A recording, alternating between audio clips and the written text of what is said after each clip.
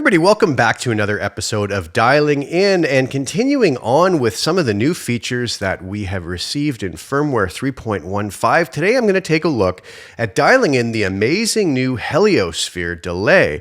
Now you might ask, what makes this delay special? Well, this delay is quite interesting because it actually injects a reverb directly into the feedback loop of the delay. Now you might say, well, what good does that do for us? Well, it opens up some pretty interesting possibilities. Today, we're going to dive into it and take a look at what each parameter does and how we can get some great tones out of it. So come on over to HX Edit and we'll take a look at this great new addition to the Helix. So here we are over in HX Edit. I have a little preset which is based around the new Von 2 amp model, and this is actually a preset that's up on Custom Tone minus the Heliosphere, mind you. But I have the Line 6 Von 2 with these settings here, a little edge of breakup tone into the 212 male C12Q stock cab with the 121 ribbon at 2.5 inches back, a little dab of low and high shelf like I like to do a lot. If you've noticed, I've turned the dynamic room reverb off on this for the simple reason that we're going to be wanting to listen to the reverb that's in the Heliosphere, and we don't want it kind of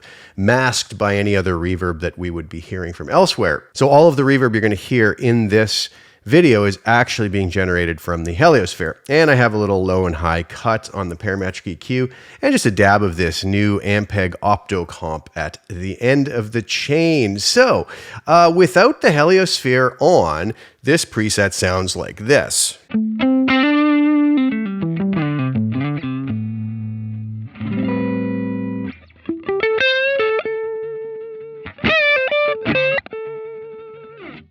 Pretty bone dry right now. Okay, so let's come over to the Heliosphere. If I just turn that on, these are the stock settings that come up with it. These are not settings that I'm saying are good or bad. They're just what pop up.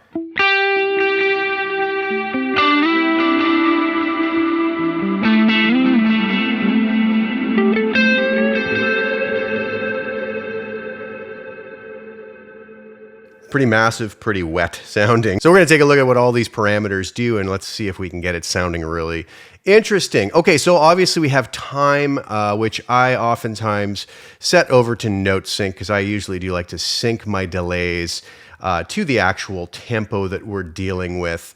Up here, we can change that if we so desire. I'll put it at 120, or we can go with millisecond setting.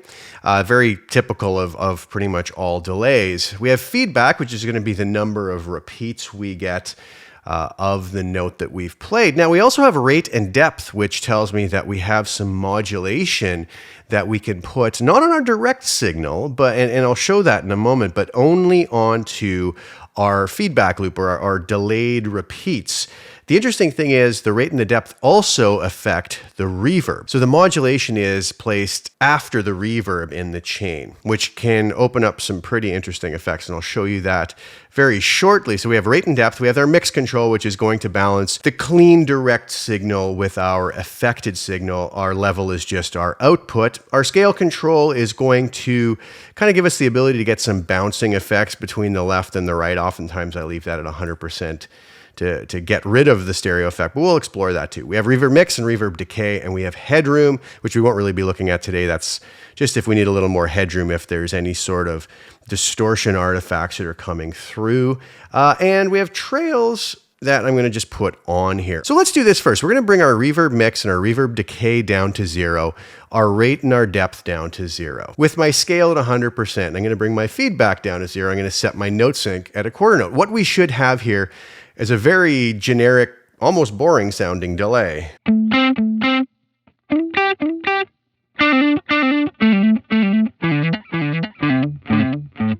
And there you have it, a pretty boring generic delay. Our mix control, if we bring it up to 50, we should have direct signal and affected signal balanced pretty much evenly.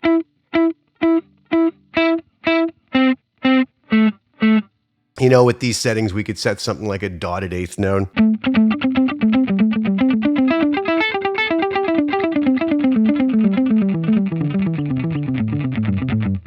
You know, we're really not getting anything we couldn't get out of just a simple delay at this point, right?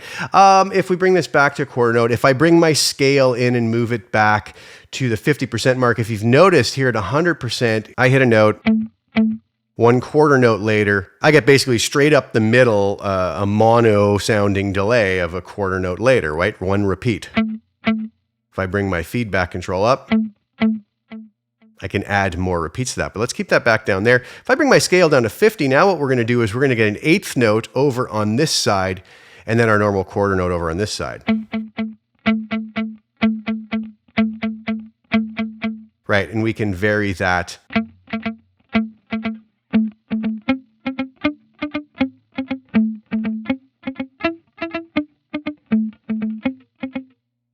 And we can come up with some pretty neat kind of bouncy effects.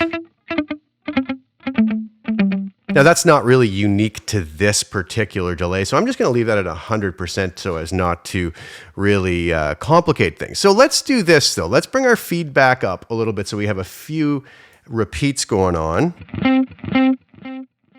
you know, as they fade off. Now let's look at what rate and depth do to our sound here. You'll notice it's not going to affect my dry, clean signal. You hear a little warble modulation come into the delayed repeats.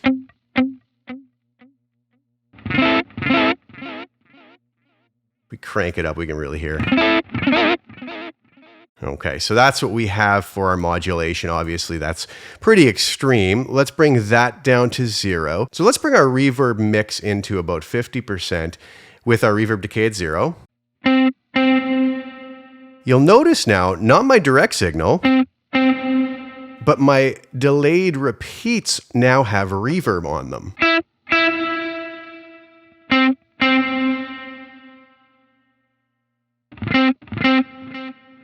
Now, you'll notice that the higher we put the mix, the more it masks those extra repeated notes.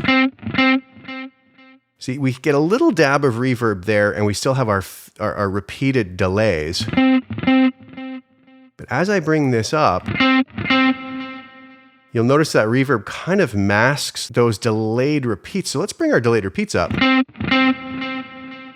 So it's almost like we have to bring a higher feedback setting to kind of counteract the effects of the reverb mix.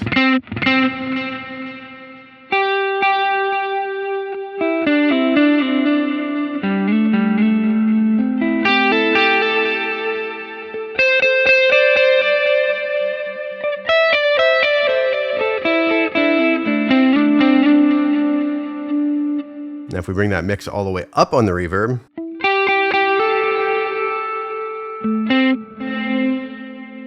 again, it starts masking kind of the extra delayed repeats. Let's bring that up more.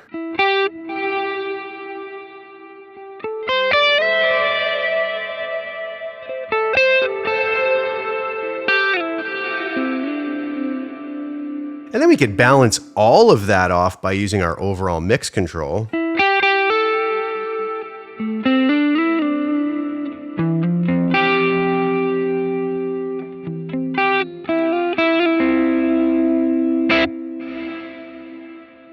So you can start to see there's a lot of possibilities here. Now we'll bring that reverb mix back, and now we'll actually roll that feedback back a bit. Let's bring the decay up though on the reverb to lengthen the reverb. Bring that mix up and the feedback up a bit too. Let's just go to extremes here.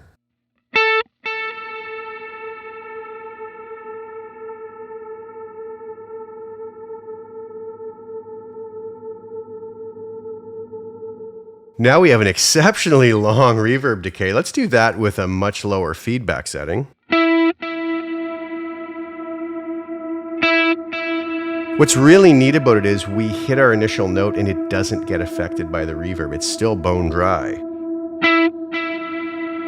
The reverb only affects that one delayed repeat in this case. And it's quite a long decay. Let's lower that a bit.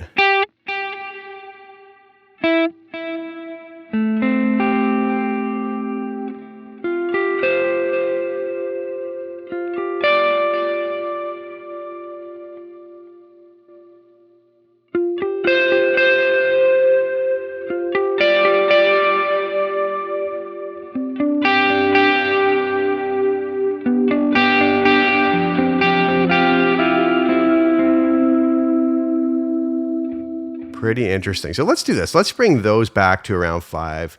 We'll put our mix at 50. Now, what happens here, and you'll notice, actually, let's go up to 100 on our mix so we get rid of our direct signal.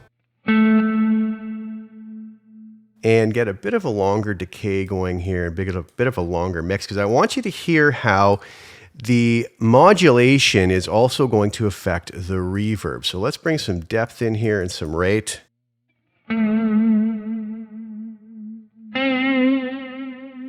You hear how even that reverb tail gets that modulation on it.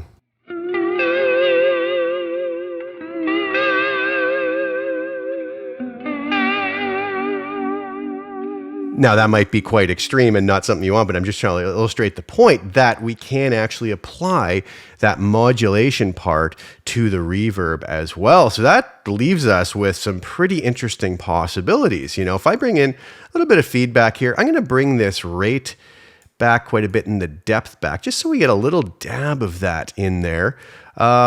Maybe a reverb mix of 50%, and we'll leave the decay maybe here around 6.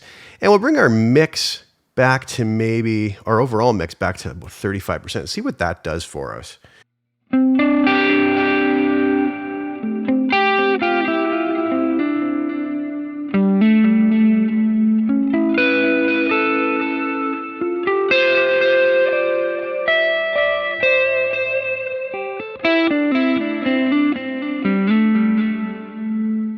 Now, because of that reverb, I'm going to crank this feedback up considerably higher than I normally would.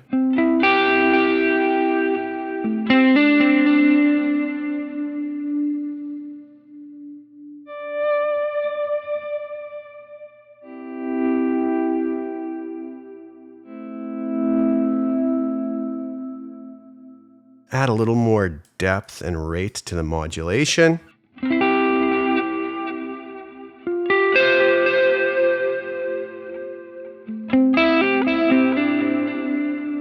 I think the lower we had our overall mix, we could probably get away with even more modulation.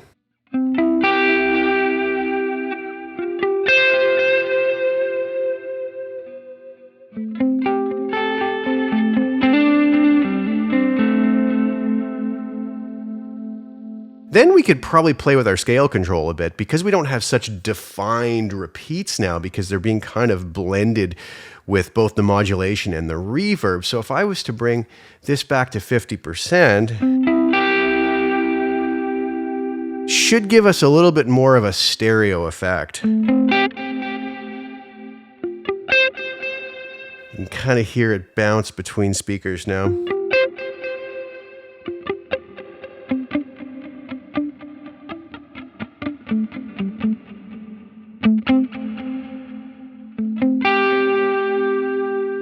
And we could play with that setting to get more almost dotted effects.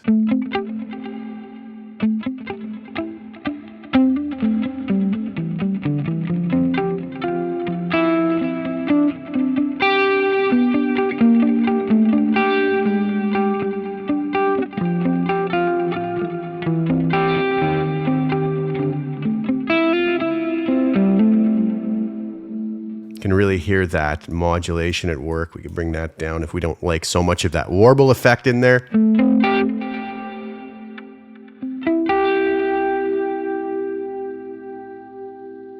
And if we want something more lush with all of those effects combined, we can just crank that mix up.